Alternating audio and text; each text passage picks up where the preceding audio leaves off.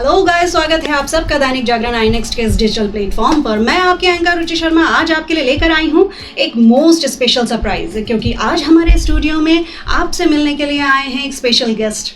वो गेस्ट जिनका नाम सुनकर हर जवां दिल की धड़कन थोड़ी सी तेज हो जाती है, जिनका नाम आज के यंगस्टर्स के लिए बड़ी इंस्पिरेशन का काम करता है, जिनकी मेहनत और लगन ने उन्हें अपने इंटरेस्ट की फील्ड का जादूगर बना दिया। तो तारीफों की बात करेंगे ये तो आगे बढ़ती ही जाएंगे। आइए आपको मिलवाते हैं अपने special guest, master chef season 3 के स्टार, नच बलिए के धमाकेदार परफॉर्मर और अब एंटरटेनमेंट की दुनिया में कई स्पेशल शोज में नजर आने वाले सेलिब्रिटी शेफ रिपुदमन हांडा से। बहुत खुशनसीब हूँ, यहाँ पे आऊँ मैं आपके स्टूडियो में आपसे मिल रहा हूँ एंड बहुत बहुत स्वागत करती हूँ रिपुदमन जी आपका। और इतना मतलब आप बिजी रहते हैं और इतना कीमती समय निकाल कर आप हम लोगों के पास आए और हमारे व्यूवर्स को अपना इतना कीमती समय दे रहे हैं। Thank you. चलिए आज आप आ ही गए हमारे पास, तो कुछ सवालों के जवाब आपसे। मैं बिल्कुल तैयार हूँ, पूछिए क्या सवाल पूछना चाहते हैं मुझसे आप। रिपुदमन जी, कुकिंग, हाँ जी, अक्सर जैसे देखते हैं कि लड़कों का थोड़ा सा इंटरेस्ट उसमें कभी कभी के लिए होता है, इतना ज्यादा नहीं होता, तो कुकिंग में आपका इंटरेस्ट कैसे आया? आजकल तो काफ़ी इंटरेस्ट आ गया लोगों का। मैं देख रहा हूँ कि आजकल तो लोग जिनसे पूछो मेरे को रेस्टोरेंट खोलना है, मेरे को शेफ बनना है, मेरे को रेस्टोरेंट खोलना है, मेरे को शेफ बनना है। बट अगर मैं बात करूँ अपने बारे की, जब मैंने मास्टर शेफ में पार्टिसिपेट किया था 2012 के करीब, तो जब मैंने अपने पापा को बताया था कि 2011 में पापा को शेफ बनना है, तो बीइंग अ पंजाबी पापा कहते हैं कि ढाबा खोल ले करनाल, जीटी करनाल रोड पे, वहाँ पे बहुत ट्रक ड्राइवर आएंगे, हम भी खाना खाने के लिए आएंगे। तो वो एक मजाक में चला गया था। लेकिन आज के टाइम पे लोगों ने अपना बिजनेस बनाया है इसको, लोगों ने अपना पैशन बनाया है इसको। मैं तो इसको अपना करियर देखता था। मैं हमेशा एक बात बोलता हूँ हर किसी से कि मैं अगर इस टीवी नगरी में नहीं होता जहाँ पे मेरे को आप सब लोग प्यार करते हैं, तो मैं कहीं ना कहीं शेफ जरूर होता, क्योंकि that's my passion which give me really satisfaction. जी, तो कुकिंग जैसे आप कुछ मतलब मास्टर शेफ तक आप पहुंचे हैं, वहाँ के विनर रहे हैं। कुकिंग करना कैसे सीखा आपने? मेरी कुकिंग की शुरुआत हुई थी घर से। ठीक है, मैं अपनी मम्मी से बहुत क्लोज हूँ। मैं मम्मी को काम करते हुए देख नहीं सकता अकेले। अच्छा। तो मेरे साथ बचपन से मेरी मम्मी बताती है, जब मैं शायद 3-4 साल का था, तब से मैं किचन में ही उनके साथ बैठता था, मैं पोछे मारता था। मैं आज भी अपने घर पे किचन में पोछा मारना पसंद करता हूँ, बर्तन धोना पसंद करता हूँ। आप बोल सकते हो कि मेरी हॉबी है। I love to clean my kitchen, I love to बर्तन धोना पसंद है, मुझे सब्जियां काटना पसंद है। और ये कुकिंग की शुरुआत मेरे घर से शुरू हुई थी। फिर घर से निकल के गुरुद्वारे में गई, जहाँ पे मैं लंगर की सेवा करता था। फिर धीरे धीरे जैसे जैसे मैं ट्रैवल करता था बहुत ज़्यादा, तो मेरे को अलग अलग खाना खाना बहुत पसंद है। मुझे अलग अलग तरह का खाना बहुत पसंद है, एक्सपीरियंस करना बहुत पसंद है। तो वैसे वैसे मैं खाना बनाता गया, सीखता गया। बुक पढ़ने का शौक़ है मुझे, तो पढ़ाई वाली बुक्स पढ़ने का शौक़ बिल्कुल नहीं है मुझे बुक्स पढ़ने का शौक़ है, खाने के रिलेटेड नॉवेल्स पढ़ने का शौक़ है आजकल। तो हाँ, ऐसे मेरे खाने की जो जर्नी है, मेरे को लगता है सबसे ज़्यादा जो मैंने खाना सीखा है बनाना, वो मैंने सीखा अपने ट्रैवल से। बचपन में जब मैं 12th के पास आउट करते ही मेरे को घूमने का बहुत शौक़ था, तो मेरी मम्मी ने मेरे को नाम दिया था आवारागर्द, तू बहुत घूमता है।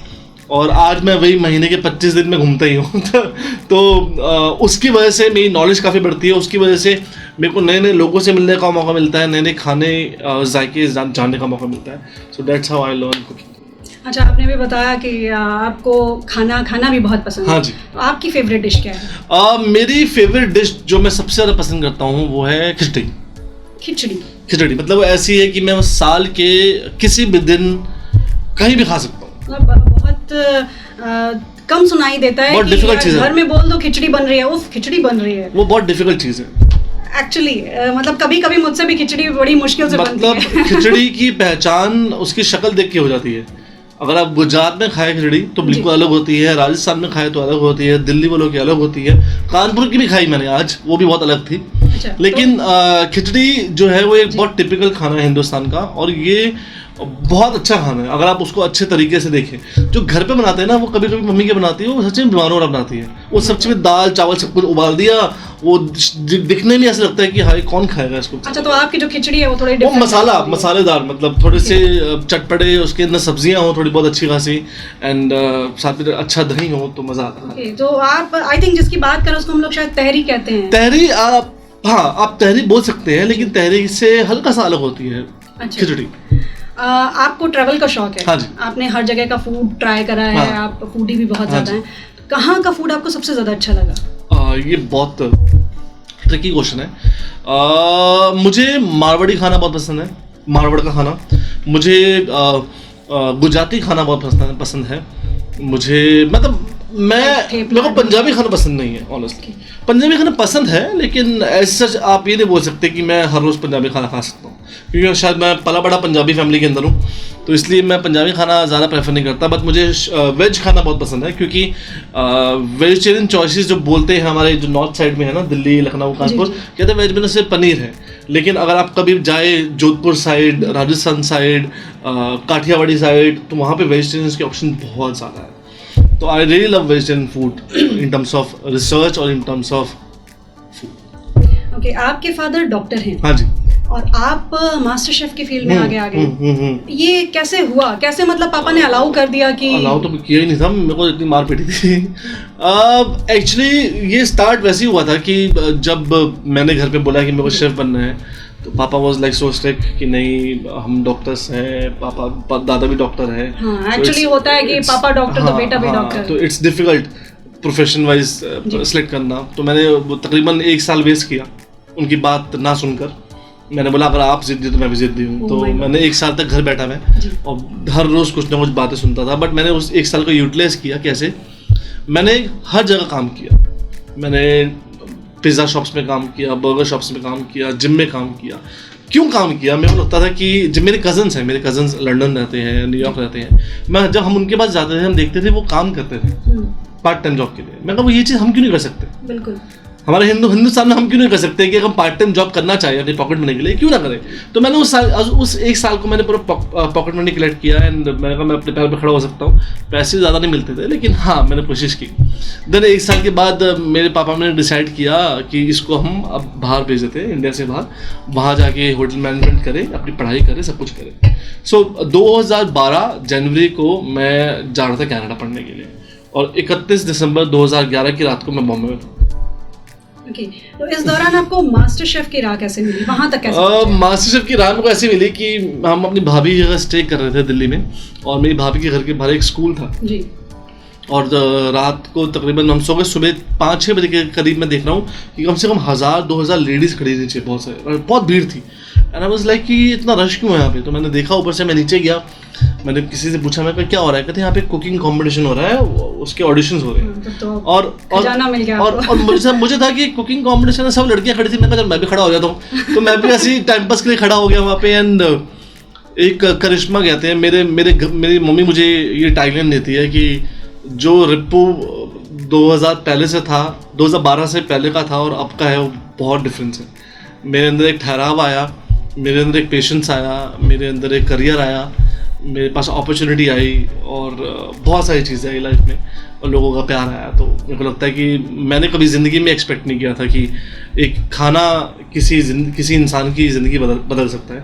डेफिनेटली शेफ़ संजीव है, शेफ़ बरार है, शेफ़ विकास है, जिन्होंने इतने साल इंडस्ट्री को दिए। और मैं एक बच्चा उठ के वहाँ से 21 साल का आ गया शो के अंदर और सीधा एक पैसे भी कमा लिए, लोगों का प्यार भी कमा लिया। बट मुझे लगता है कि सीखने की कोई उम्र नहीं होती, लोग आज भी सीखते हैं। मैं आज भी सीखता हूँ, मैं आज भी कभी भी शेफ से मिलता हूँ, किसी से भी मिलता हूँ, तो मैं कोशिश करता हूँ कि जितनी उनसे नॉलेज गेन करें and that's how it started. मतलब उस एक रात ने आपकी जो करियर था उसको एक टर्निंग पॉइंट दिया। हाँ, मेरे को टर्निंग पॉइंट दिया, मुझे एक मौका दिया और मैंने उस मौके को अच्छी तरह से यूटिलाइज किया। Very nice. हाँ जी। मुझे कहीं से सुनने को मिला है कि जिम में भी आपका बहुत इंटरेस्ट है। बहुत। क्या उसमें भी आप कुछ करियर के लिए सोच रहे थे आगे? ऑनेस्टली मैंने करियर नहीं सोचा था। मेरे पापा ने मुझे ना एक टैगलाइन दी थी, तो गिरगिट है। ओके। गिरगिट क्यों? मैं हमेशा अपना ना प्रोफेशन चेंज करता था। तो ये एक चीज़ पे नहीं, और मैं एक चीज़ पे टिकता नहीं था। तो जब मैंने पार्ट टाइम जॉब करनी, जैसे मैंने बताया, मैंने पार्ट टाइम जॉब करनी शुरू की, तो मैंने पहले एक पिज़्ज़ा शॉप में काम किया। तो पापा वाज लाइक चलो ठीक है, काम तो कर रहा है। फिर मैंने 1 महीने बाद छोड़ दी वो जॉब। फिर मैंने किसी इवेंट कंपनी में काम किया, फिर मैंने वेडिंग इवेंट कंपनी में काम किया, फिर मैंने 2-3 जगह पे और काम किया, कॉल सेंटर में काम किया। फिर ना जिम, मेरे को जिम करना शुरू से पसंद था। मेरे को पसंद था कि मेरे को पसीना निकालना बहुत पसंद है, मेहनत करना बहुत पसंद है। तो मैं जिम में जाता था। तो जिम वाले भैया ने मेरे को मजाक में बोल दिया कि भैया तू 3-4 घंटे जिम में बिताता है, इससे पार्ट टाइम जॉब कर ले। तो मैंने कहा दे दो। तो कहते क्या बोल रहे हैं? मैं सच्ची में दे दो मुझे आप। तो उन्होंने मुझे ऑफर कर दी वो जॉब और मैंने वो जिम में जॉब ज्वाइन कर ली पार्ट टाइम के लिए। एंड मैं बहुत खुश था वहाँ पे, मेरे को लोगों से मिलने का मौका मिलता था, मैं उनके साथ एक्सरसाइज करता था और साथ में मैं भी अपनी बॉडी बनाता था, क्योंकि उस टाइम में मेरे पास कुछ और करने का था नहीं। ठीक है, आज मैं जिम करता हूँ लेकिन मेरी अब इम्पोर्टेंस बदल चुकी है। मैं अब जिम से ज़्यादा मैं फिट रहना ज़्यादा पसंद करता हूँ। मुझे लगता है कि रादर देन मैं अपनी बॉडी बनाऊँ, मैं मेंटली फिट होना चाहिए, क्योंकि मैं अभी महीने के 25 दिन घूमता हूँ, तो मेरे को अपना दिमाग शांत रखना बहुत ज़रूरी है। तो that's how gym come in my life. Okay, ये तो हुई बात कि आपको जिम भी बहुत पसंद था, कुकिंग भी बहुत पसंद हुई। अब ये नच बलिए की तरफ कैसे? बोला ना, मेरे पापा ने मुझे क्या बोला था, क्रिकेट। तो जब मैं मास्टर शेफ जीत गया, वहाँ पे पैसे मिल गए मुझे, लोगों ने तो प्यार नहीं, ऐसे नहीं हुआ था। ये अब क्या बताऊँ मैं, ये टीवी थोड़े, हमारे टीवी भी थोड़े काम होता है टीवी का। प्लस एक अच्छी बात क्या थी, क्या होता है कि जब जवान लड़का होता है ना, उसके जब में पैसे आ जाते हैं अच्छे खासे। मैंने 1 करोड़ रुपये जीता था वहाँ से, और मैं बहुत प्राउड था मास्टर शेफ में, बहुत ऐसा था मैं। तो मेरी गर्लफ्रेंड थी जो मेरी पड़ोसी थी, तो मैं बड़े स्टाइल से उसके घर गया, मतलब वो एक होता है ना कॉन्फिडेंस अंदर से आ जाता है, और मैं बड़े स्टाइल से उसके घर गया, मैं उसको पसंद भी करता था। मैंने बोला मेरे साथ नचबली करेगी, एंड वो कहती वो क्या है? तो मैंने कहा ऐसा है। उसकी मम्मी आई, फिर उसकी मम्मी ने मेरी मम्मी को फ़ोन किया, और फिर मेरे पापा ने मुझे अच्छा खासे 2-3 चांटा लगाए, and then somehow it's manage, हम दोनों का मैनेज हुआ, फैमिली ने एग्री किया, थोड़ा टाइम लगा, देन हम नचबली में गए। मैंने बोला ना, मैं मेहनत करने से पीछे हटता नहीं हूँ। मेरे को आज भी अगर कोई बोले ना कि रिपू आपको फिजिकली मेहनत कहीं करनी है, तो मैं आई एम ऑलवेज देयर। मतलब मेरे को पसीना निकालना पसंद है। मैं किचन में भी होता हूँ ना, तो मेरे को लगता है कि काम ऐसा करो कि जब आपको अपना स्वेट खुद फील हो। आई थिंक उसमें आप फिनाले तक पहुंचे। मैं नचबली में फिनाले तक पहुंचा था, डांस करके पता नहीं कैसे पहुंच गया, भगवान जाने, बट हाँ पहुंचा। ओके, तो रिपू जी, आप इस इंडस्ट्री के जो मास्टर शेफ आप बने हैं, इस इंडस्ट्री में आप मोस्ट एलिजिबल बैचलर हैं। Thank you. इसके बारे में आगे आप क्या कहना चाहेंगे कि आगे की क्या प्लानिंग है इसको लेकर? सी मैं ना ज़्यादा सोचता नहीं हूँ। ये बहुत अच्छा। मैंने क्यों सोचता नहीं हूँ, मैंने बीच में मेरे, देखिए हर किसी की ज़िंदगी में ना डाउनफॉल भी आता है, अपफॉल भी आता है। बीच में मैंने काफ़ी सोचना शुरू कर दिया था, फिर मुझे समझ में आया कि सोचने का कोई फ़ायदा ही नहीं है जी। कि क्या सोच के करना क्या है। मैंने जब किसी से कुछ मांगा नहीं, तो भगवान ने मुझे इतना कुछ दे दिया। ठीक है, मैं आज भी बोलता हूँ कि मेरे से ज़्यादा कैपेबल लोग हैं, जो दुनिया बोलते हैं कि आप क्यूट हो, स्वीट हो, मेरे से ज़्यादा स्मार्ट शेफ्स इंडस्ट्री में हैं, मेरे से ज़्यादा टैलेंटेड शेफ्स मेरी टीम में, मेरी खुद की टीम में इतने ज़्यादा टैलेंटेड शेफ्स हैं कि मैं उनको खुद बोलता हूँ कि you should go and participate in this kind of shows, तुम डिजर्व करते हो। तो जब मेरे साथ कोई भगवान ऐसा कर सकता है, तो किसी के साथ भी कुछ कर सकता है। तो मैं बस इतना बोलता हूँ कि थैंक गॉड जो अपने लाइफ दी मुझे, मैं उसको आज एंजॉय कर लूँ। कल क्या है मुझे कुछ पता नहीं है, मुझे कल का क्या सिस्टम, जैसे मेरे ट्रैवल को पता नहीं है ना कि मैं आज यहाँ पे हूँ, शायद मेरा कल मूड कर जाए, मैं कल रोड पे घूमता घूमता कहीं निकल जाऊँ। तो मैं ऐसे ही काम करता हूँ, और मुझे काम करना ऐसे ही पसंद है। वेरी नाइस, मतलब बहुत अच्छी चीज़ है कि वाकई सोच कर आगे नहीं बढ़ा जा सकता जिंदगी में, सब कुछ होता है वो ऊपर वाला कराता जाता है, और आप उसी के अकॉर्डिंग करते जाइए। It's destiny. मेरे बड़े भैया जो मुझे बहुत डांटते हैं, वो बोलते हैं कि देखो मैं इतना पढ़ा लिखा हूँ, वो एक कंपनी के वाइस प्रेसिडेंट है। तो उनके कभी ऑफिस जाता हूँ मैं, तो बोलते हैं कि यहाँ पे लोग मेरी इज्जत करते हैं। मैं भी तो कर रहा हूँ। तो मतलब मेरा नेचर ऐसा है कि मैं कहीं भी बैठता हूँ तो मैं सबसे हंस खेल की बात करता हूँ। मुझे लगता है कि जहाँ बैठो वहाँ पे दोस्ती बना लो, कब पता नहीं कब कौन काम आ जाए, कहाँ मिल जाए।